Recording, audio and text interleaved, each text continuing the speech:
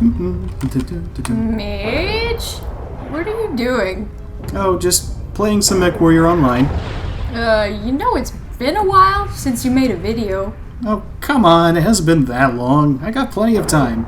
Well, you've taken enough time off for text to upload a new video. Wait, what? Oh. Well, shit. Hello, fellow mech warriors, Mage Leader here. Welcome back to another episode of the Battlemech Primer, the show where the fluff is made up and the crunch doesn't matter. Today we're going to be looking at yet another classic Battlemech. In fact, this machine was a favorite of a very special individual, but we'll talk about that more in a moment. Not only is it one of the oldest mech designs, it's also one of the most solid. Today, we're taking a look at the Orion. The Orion was first produced in 2456 by General Mechanics, one of the oldest manufacturing companies in the Terran hegemony. At that time, the Battlemech was still a fairly novel concept. After the runaway success that was the Maquis, militaries throughout the Inner Sphere were looking to buy up this new wonder weapon and build a mechanized army of their own, preferably before their rivals did. The great houses began producing their own variants of the mech concept at an alarming rate, and all this armament was beginning to make the Terran hegemony a little nervous. You see, the Star League, for all its wonderful prosperity and promises of peace, was in practice not much more than a theoretical agreement held in check by the dominance of the SLDF. The great houses had smaller armies than the combined armies of Star League, and that was by design. The houses have always been at each other's throats, and achieving any semblance of unity required a clear martial advantage. The great houses were kept in line not by any noble ideas of cooperation, honor, or the greater good, but rather through the threat of overwhelming force if they stepped out of line. But the Maquis had threatened to change all that. The Battlemech had completely transformed the face of warfare forever. It was a force multiplier, a weapon that allowed a smaller force to gain an unstoppable advantage against a larger one. With the great houses scrambling to build bigger and better mechs, Star League realized that it was caught in an arms race, a race that it needed to win at any cost. Of course, GM realized this, and they saw an opportunity to make fat stacks of cash off of the SLDF's desperation. We've got to have money. A demand for mechs meant military contracts, and GM had been around long enough to know just how lucrative those could be. In 2453, they submitted their Orion design, but were rejected on the grounds that the mech was too slow and lightly armed. So they tweaked the design a couple times and came back 3 years later with the ON-1H, the true original. The ON-1H mounted two LRM-5s, an SRM-4, and a newly designed AC-10. While it was still slow, it packed a significant punch and had more than enough armor to compensate for its lack of speed.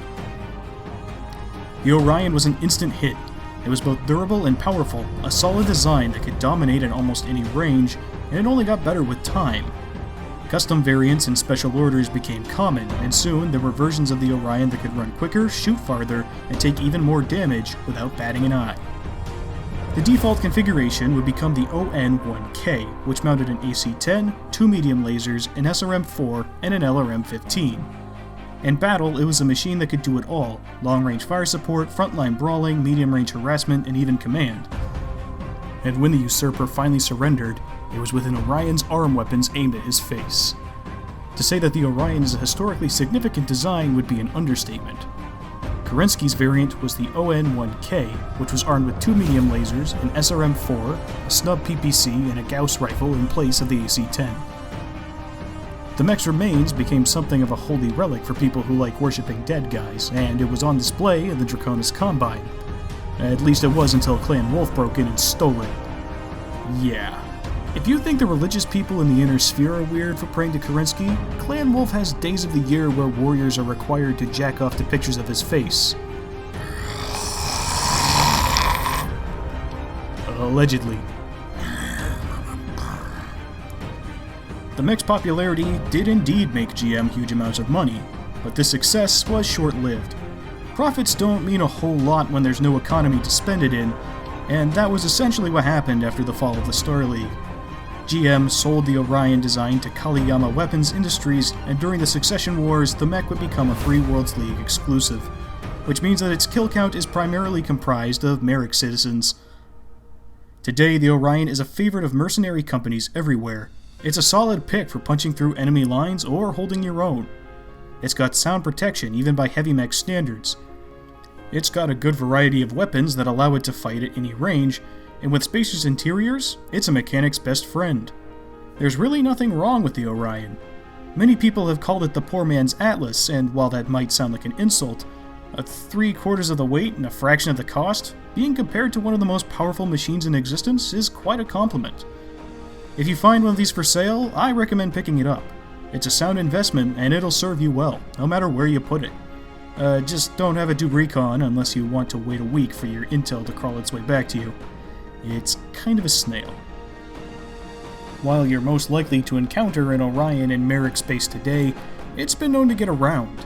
You don't put a machine in service for 500 years without it getting picked up and shared around like a Canopian showgirl. It's been known to pop up just about everywhere, including the deep periphery.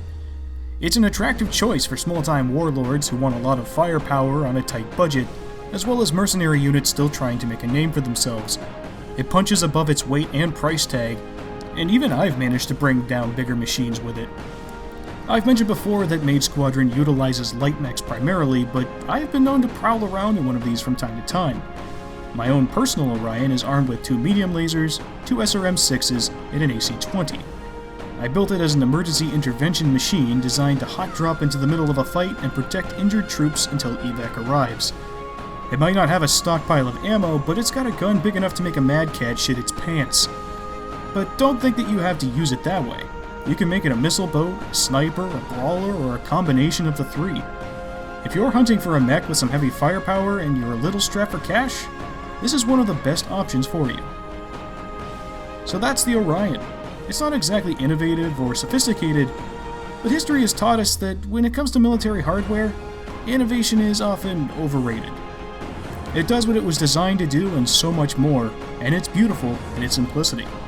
It's protected the inner sphere for half a millennium, and it's never gone out of style.